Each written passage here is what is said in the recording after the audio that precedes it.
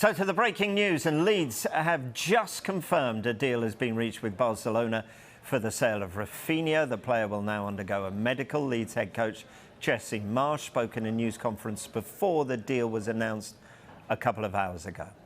You know, I'll give you a quick update on Rafinha. There's been distinct movement with Barcelona. We think that things will move along in the next day or two, but it's certainly not finished yet.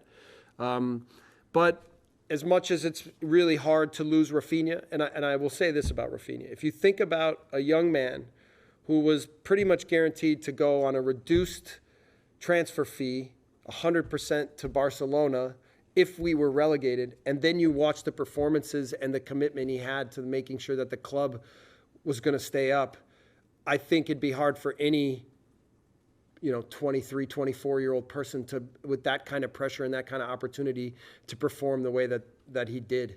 And we are so thankful. I had that very clear conversation with him that a big part for me of us considering to move him was the fact that he was so committed, that it made it easy for us to be very connected with what his goals in life and in his career are.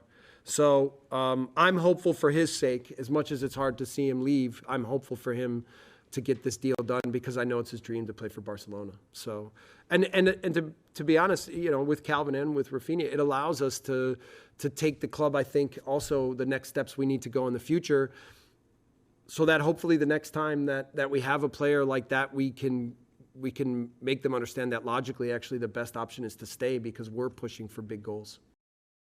So that was Jesse Marsch speaking before Leeds made the announcement. What they have announced is a deal has been agreed in principle. Rafinha now has to have his medical.